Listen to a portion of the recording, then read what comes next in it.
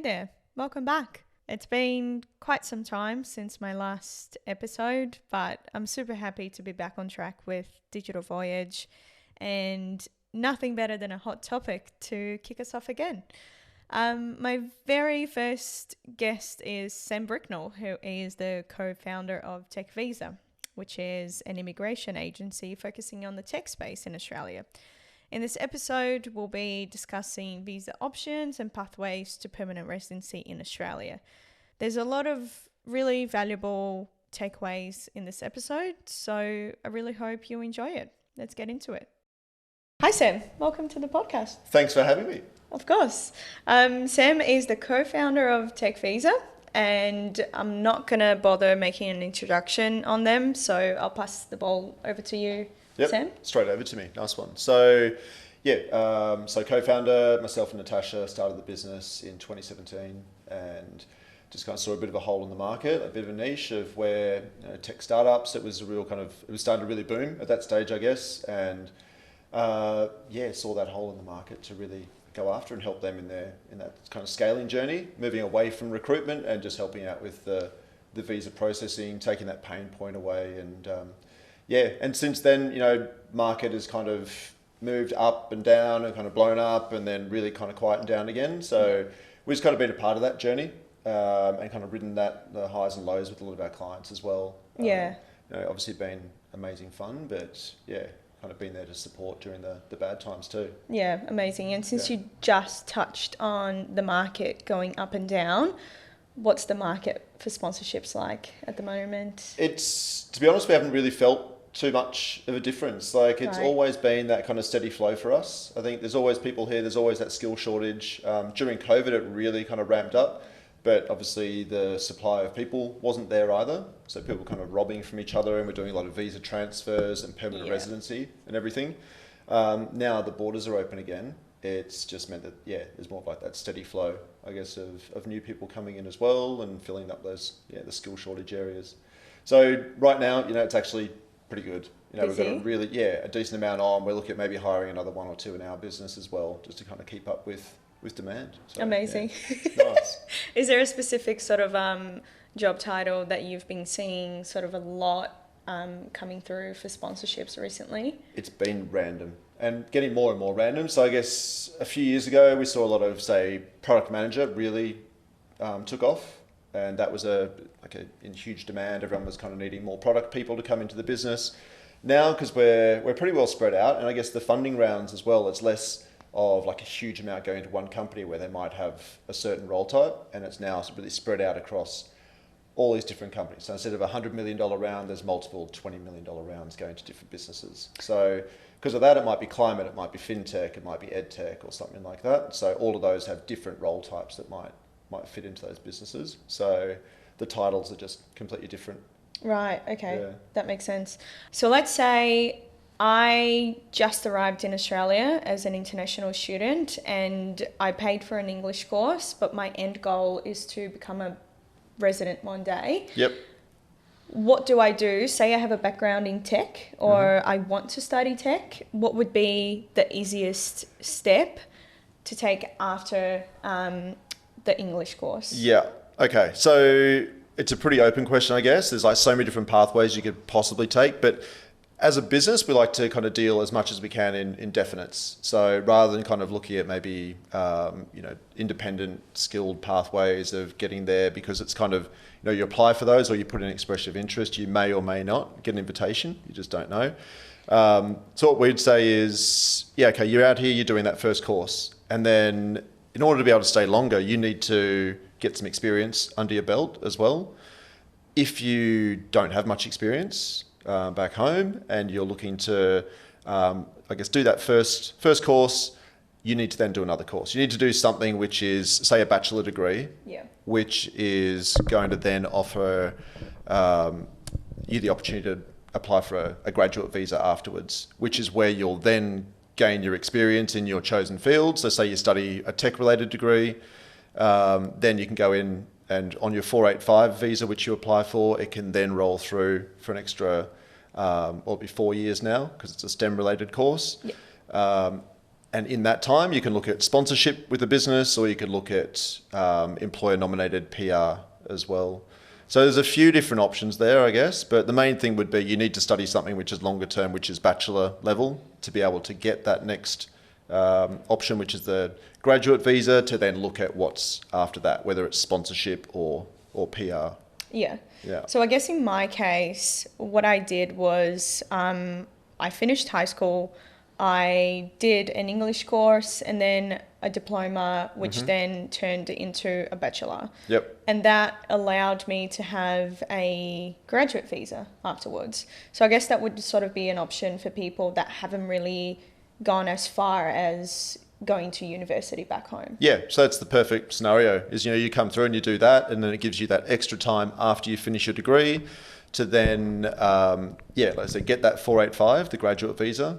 That then allows you to work for somebody without them having to nominate you. So there's no cost to the business. They can just, you can work there. If at the end of that time that you're on that graduate visa, you haven't got an invitation for PR, then you can go, okay, well, the company might be able to sponsor you. Yeah. And go down that pathway. And yeah, it's the ideal kind of scenario, I guess, because it's a real flow on. So you don't need to come here as like highly skilled, but you're spending quite a bit doing a course as an international student, so you're really contributing. Then you're working for a couple of years after uni, so it means you're paying taxes and you're actually going through, and you're contributing that way as well to then get sponsorship. You've definitely paid your dues to kind of get to that point. So yeah, but then I guess one thing that I didn't realize before going into the graduate visa was the fact that for you to then go into a sponsorship down the track, you have to have enough experience. Yeah. And that experience needs to be directly related to the sponsorship that you're applying for. Yeah. Am I right? Yeah, definitely. So I guess it's a skilled visa. So you need to say, I am skilled in that space. Yeah. And if you're not, then you're not going to a skilled visa kind of pathway, I guess. So you need to say, yes, I've got a degree. Yes, I've got 2 years of relevant experience in this field that says, and I can prove that I am skilled in this space. I'm a skilled recruiter, I'm a skilled marketer, I'm a skilled developer, whatever it is.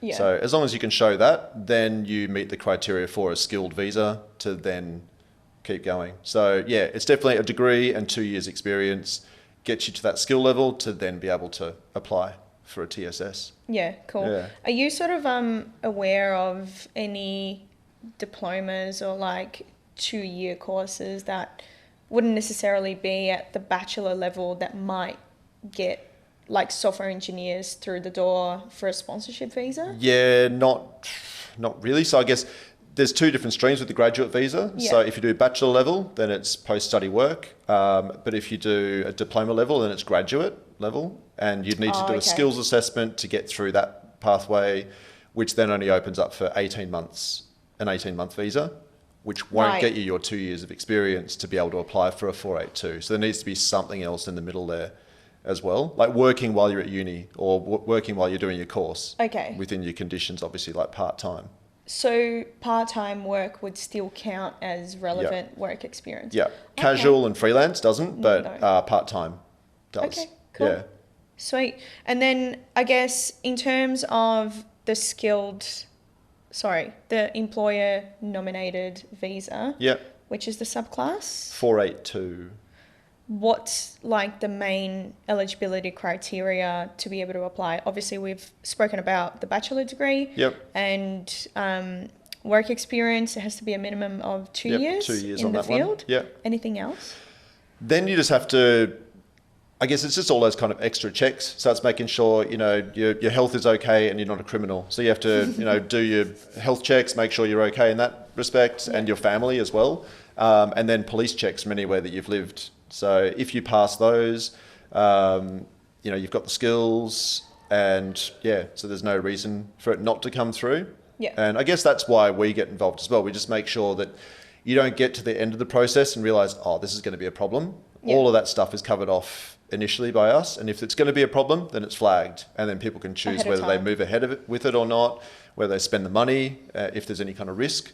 And we just help to kind of mitigate the risk, but also just be really upfront. Like, we're not doing it to get a fee. We're doing it to make sure that it's the right result, really. Yeah. Yeah. And the last part of it would be the costs involved. Yeah. Obviously, I guess it depends.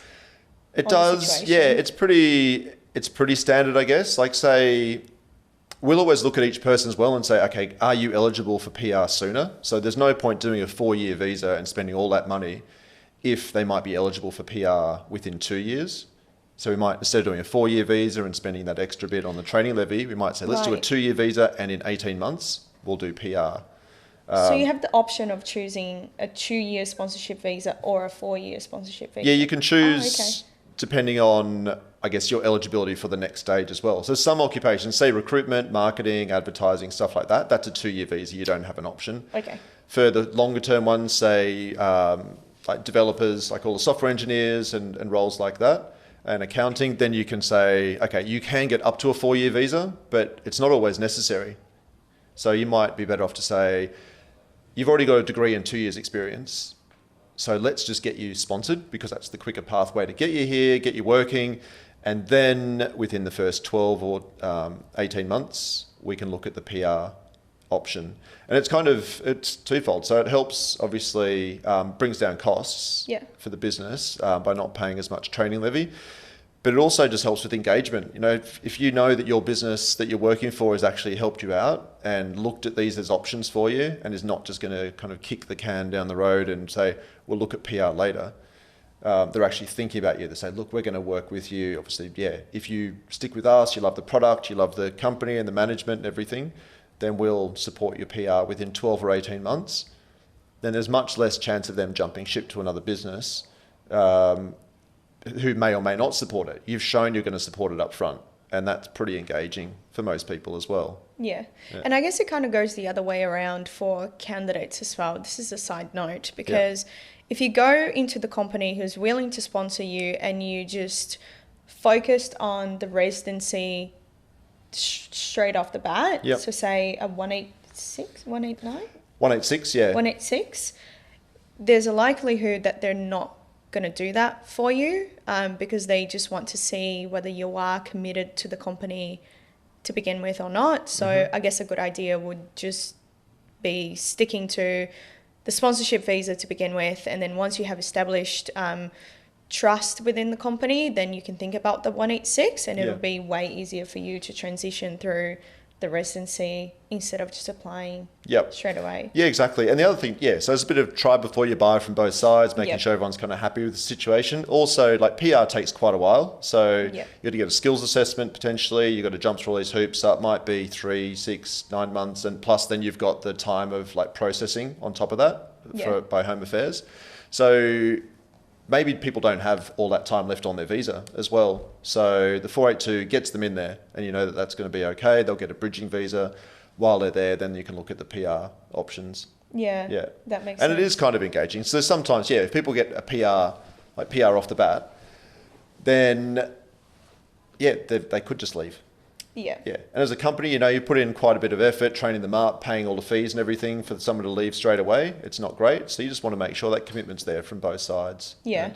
And we have very little issues with that with most of the companies we work with. Most people stay there, they see the value in being there, they love the product, they're there for a certain stage of it as well. Like not everyone wants to stay after their part of it's done. Yeah. And just kind of BAU just support. Like people want to move on and do something else and new. And I think most companies kind of understand that as well. Yeah. There's movement, it's good for the ecosystem. You can't really expect the person to be there forever just because you facilitated their residency. It's it's an older way of thinking, I guess. Like most people just sitting in a role for 10 or 20 years, it doesn't really happen much anymore. Exactly. Yeah. I need to silence my phone quickly because it's vibrating. In terms of transitioning from a sponsorship visa into the permanent residency, how does the process kind of look like? So for that one, there's 2 different pathways, I guess. So like I said, if you're in the business and within the first 1 to 2 years, the company's going to support it anyway, then you need to do what's under the 186, but direct entry. So you need to go and get a skills assessment from a separate body. So that might be, for IT-related jobs, it's through the Computer Society. If it's for recruitment or marketing, it'd be through VetAssess. So you just find your skills assessing body, you do that one, you do your English test, and then you can go through and apply for that one. Yep. The other one is the transition stream, so 186 Temporary Residence Transition, TRT. That one is, you've got to sit with the business in that role, doing that job for 3 years. Okay. And then you can just transition without needing to do the skills assessment. Oh, wow. Yeah. Right. So it's the one that most people used to do, because it only used to be in the job for 2 years, then we can do the 186 transition. But then they made it 3, yeah. and now they're talking about, by the end of this year, moving it back to 2 years. So I think that one will kind of gain in popularity again, because 2 years is not that long for people to kind of sit in a role. No. And know that PR is going to happen, as long as the company kind of commits to it and says, yes, we will support this once you hit that point. So that was one of the recent changes to the visa system. Am I right? Yeah. Okay. Yeah, so that was instead one of of the things just that 3 popped up. years, it might go back to 2, or it is going back. Yeah, I mean, they've said that they'd say a lot of things, but yeah, they've said that there's a chance that, not a chance. They've said that they will. It's going to go back to 2 years, but we don't know when or what the timeframes are. But it should be late this year, early next year. Yeah. Okay. So these are the 2 options for employer-sponsored visas. For PR, yep. Yeah. That's not the only option that people have, though, although this is what you work with the most. Yeah. So I was saying before too. So the reason we work in these ones is because we can not guarantee, but we can be pretty sure that we're going to get you an outcome. Yeah. Right. So the company that we work with, we know that they're a viable business. They may not have revenue, they may not be profitable, because we work with a lot of startups, but they've got money there to support the role. Mm-hmm. So it might be from investment, or they might be bootstrapped, but there's cash there to make sure that we can support it. The person has the skills and the experience, so we can definitely make that work as well. So as long as all those things match up, then we can get your result, and we know that. With the other PR options, it's a little bit of, it's a lottery, I guess. So you go through that process, you do your skills assessment, you do your English, you make sure that everything else kind of checks out, you put in your expression of interest. So this is for the 189 and the 190. Yeah. So 189 is just like, I guess, a basket for everybody to be in. The 190, you have to nominate a state that you want to be nominated by. So with those ones, you put in your expression of interest, you might get an invitation, and you might not. Yep. So it's kind of, you're sitting there and waiting. So if you've got time on your side, say you're on a 485 visa, you've got 3 years left on it, then you can just throw your hat in the ring and hope. You might get an invitation next month, or it might be in 18 months. You just don't know, or you might not at all. So that's why we like to say, okay, that's great. You can definitely have that as an option, but think about the other options that are there too. Like, is there a company that will nominate you to go through this process? Because if there is, the cost isn't that much more, and you get a result much sooner, and it's more of a sure thing than just kind of being in a basket with a bunch of other people who may or may not get an invitation above you. And you can't even guarantee it based on points. You might have 100 points, but not be in an occupation that Victoria or needs Queensland or New South Wales is going to nominate. Yeah, exactly. Yeah, and I guess the points points requirements change depending on state. Yeah, like how many points you'd need to get an invitation that can change. So if you're a software engineer in New South Wales, you might have needed 95 points to get an invite. But if you're in nursing in Victoria, you might need 65. So don't quote me on those numbers. But that's kind of the way it is. It's like, you just don't know, and that does shift. So next month it might be New South Wales says we don't need more software engineers. We need more people in healthcare. Like aged care or something. So they go down that pathway, and there's more invites that go under that, and it might be really low mark to get it. They might only need 70 or 75 points. Yeah. So you might be sitting there as an accountant on 100 points and not get an invite, but someone on 70 points as aged care will. So I guess the macro environment influences a lot. Definitely. In terms of what they need and what they're going to be releasing in terms of visa. Yeah, exactly. So that's what I mean. It's kind of, we like to deal with more definites. If you come to us, you meet the requirements, the business meets the requirements, then the visa's on the cards. The other one is it's there, but maybe or maybe not, and you can't guarantee timelines. That's all. not saying don't do it, but it's just not something that we tend to kind of focus in on because we like to deal with definites. We like to say, get you a result. Yeah. Yeah. So I guess that would only be a good option for people that perhaps haven't been able to find an employer to nominate them. Yeah. And they have time in their hands, like they're on a 485 and they've got 3 years. Yep. And that will buy them time and they can wait for 3 years. And I guess in the meantime, they might even find someone else to nominate them, in which case, how does it work when you're planning to apply for the self-sponsored visa and you're on a 485, for example, and then in the meantime, you find an employer who's willing to nominate you? Do you put the application through?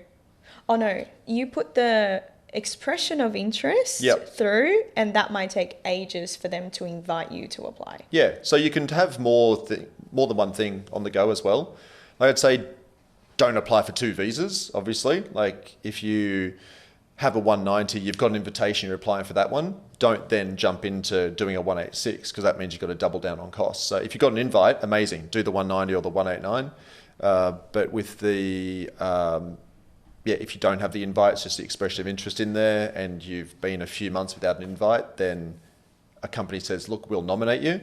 Then it's a great pathway. Just go for it. Yeah, run at that one, definitely. Yeah. Yeah. It's a sure thing, not a sure thing again, but it's like, it's pretty certain thing. So it's worth jumping on if someone's got the offer there for you. Yeah.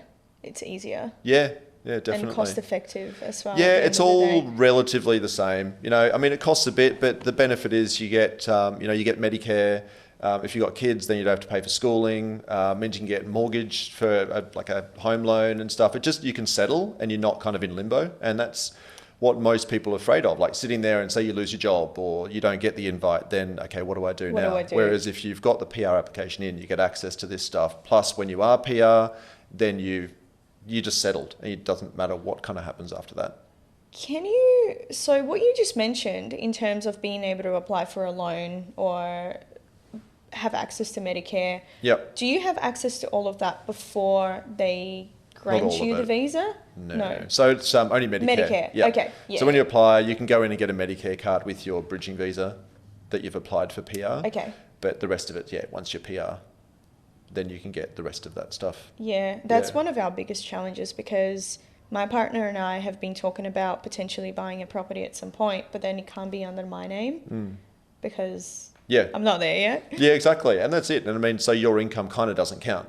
Yeah. Towards Even anything. though I've got enough money in the bank, well, I might have in a few years for a house deposit, I'm still not going to be able to have it under my name. Yeah. Well, hopefully you're PR by then anyway. Well, I don't know. We'll see about that. You got this. Yeah. It's all good. But yeah, exactly. And like even during COVID, speaking with someone just before so during COVID, there wasn't really the support there for people on a visa, even though they've been here for years and like paying tax and contributing and everything. But then at that stage, it was just, well, you weren't. Good luck. Yeah, exactly. Weren't given any kind of access to job seeker, all that stuff. Yeah. Yeah, I know how that feels. Yeah. Well, I was able to withdraw all of my super. Yeah. That was great. Which is not good either, right? So yeah, it just kind of puts you back to square one. Literally back to zero. Yeah. But that's okay. It's over now. Don't need to talk about it anymore. That's it. Yeah. Done.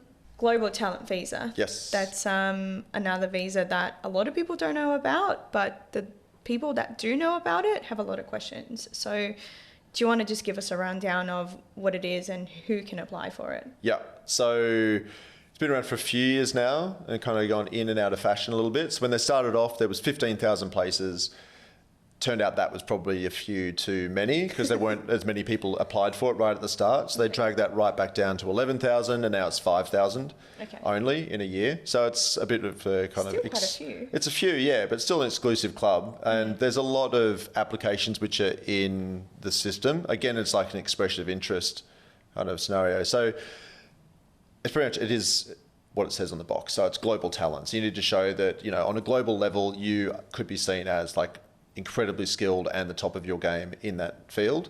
So we've worked with some people to get it to, SpaceX or, absolutely kind of owned, say, gaming in the US or something like that. And people use their technology or their style to I guess, create characters in games now. So things like that. And also things around kind of climate tech or things which are really kind of niche industries, say hydrogen and stuff as well, where Australia is not as mature as other markets. So to try and find that right person in the US or in Europe, to lure them across, you can't just say, oh, we'll give you a temporary visa and see how you go. It's like, no, we need this skill set, because people coming in at that level, they can then, that attracts local grads, and they say, oh my God, I don't have to go to the US if I'm an aerospace grad.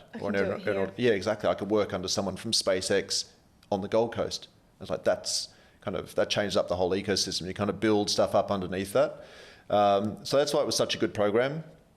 And it's still there, but it's just more difficult now. So before it used to be a kind of streamlined process. We could get things through within maybe a few weeks or a month or something like that. Okay. That was our fastest. Usually it's maybe a few months, but then they're PR straight away. They come in as a permanent resident. Now it's more of not a delayed process, but I guess there's just more kind of rigmarole around it. So you've got to go, it gets looked at more closely. There's a lot more that kind of get pushed back on because you're not earning the right salary. So you're going to be earning over, say, 170K. In their home country? No, Aussie equivalent.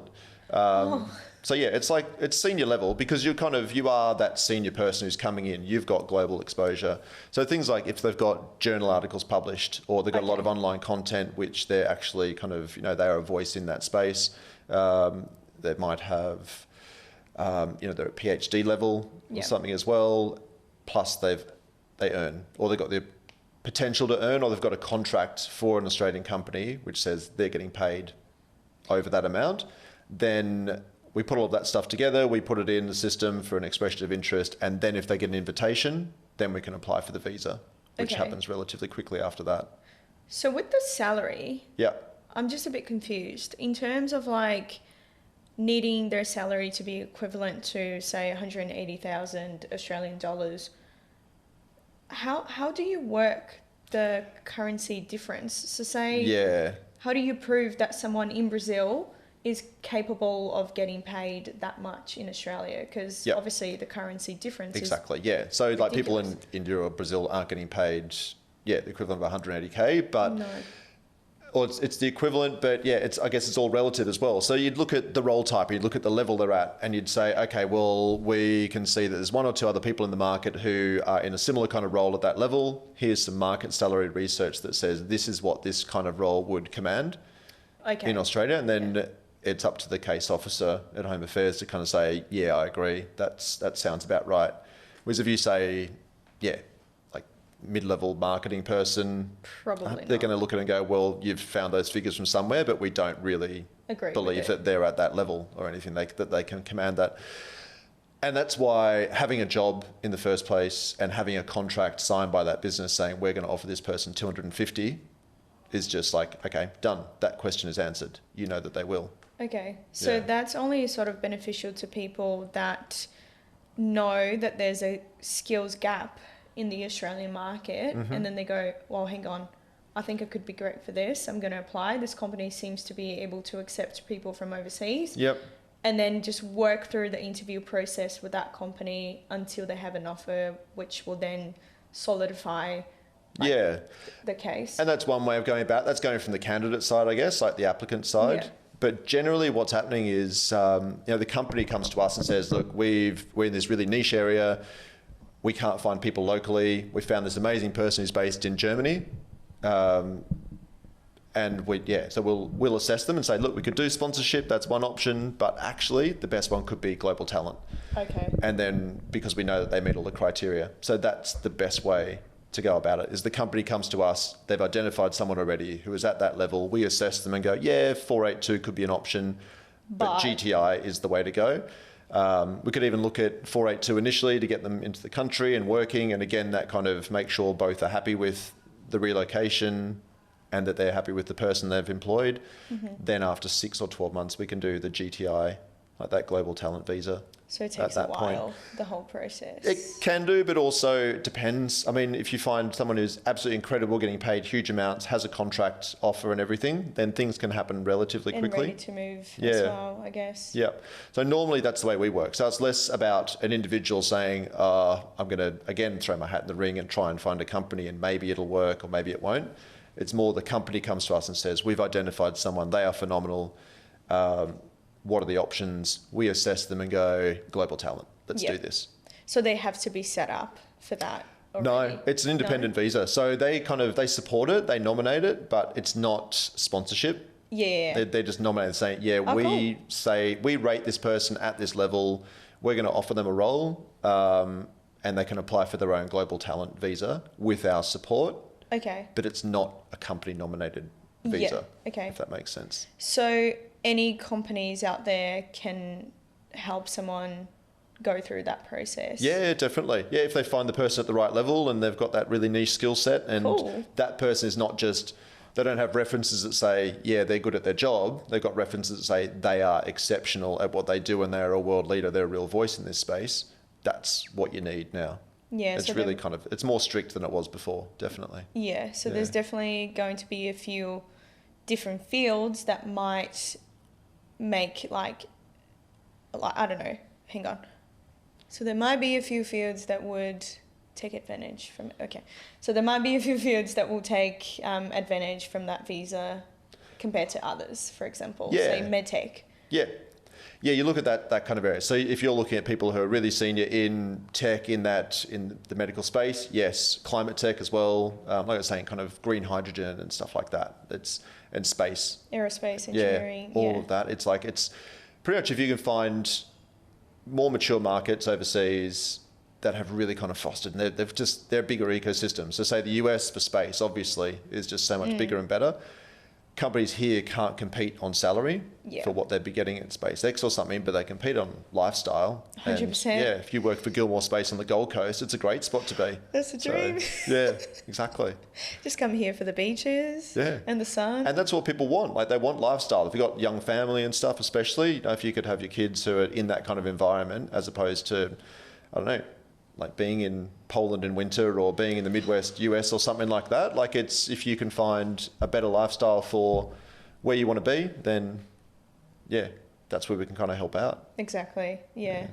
Can I just quickly touch before we wrap up, in terms of costs? I know that it varies, but I just want employers and employees out there to kind of be sort of aware of the investment to kind of bring someone on a sponsorship visa. Yep. So I know that there are costs that the company needs to cover, and then costs that might be optional in terms of they can cover it, but candidates can cover that part. Yep. So what would be an estimate sort of cost?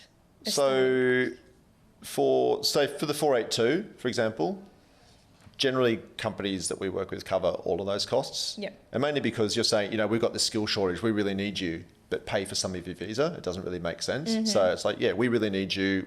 We're going to pay for that, for you to come over here and work with us and offer some real value. So for that one, say it's a mid-sized company, say it's a 2-year visa for a software engineer coming to a company with turnover of about 5 million or something like that, then you'd be looking at around about 10,000 for that to happen, and that's all covered by the business. If they've then got family and you decide actually want to do a 4-year visa, then the costs blow out to maybe 15,000 or so. So that's why we'd look at it and go, okay, how can we keep these costs a little bit lower for you, because the money saved can then go towards the PR down the track. So I'd say that. So for, say, if you're in recruitment or marketing or something like that, the visa might be, say, 8,000-9,000. If you're in as a software engineer, it might be more like 10 to 12. Then when you're looking at the PR options, so the 482, company generally covers all of it. For the PR, normally the company covers what they have to, which might be, say, 3,500. Yep. And then the rest of it, like the actual visa application fees and maybe our professional fees, would sit with the applicant. Okay. And I would say So 3.5 for the business, and then for the person, it's $4,000 for them plus our fees. So they might be looking at kind of $7,000 or so for that. So it's definitely doable anyway. Like Worth it. Because like I said, as soon as you apply, you get access to Medicare, you get all that stuff as well, and you've generally been here for a little while, so hopefully you have some savings and things too. And the lifestyle. Yeah, that you don't want to kind of give up, right? So forever. Yeah. And one last thing, Yeah. I hear from a lot of companies that they're not set up Yep. to support sponsorship visas. What's the process?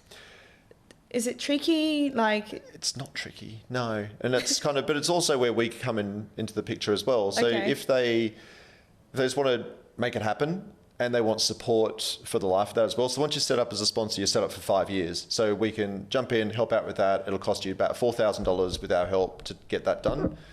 Then you can sponsor as many people as you need to across the next 5 years.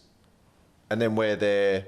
We don't charge for advice or anything like that. So we're there to assist with anything, making sure you're compliant, making sure we update Home Affairs with anything that kind of happens in the business as well.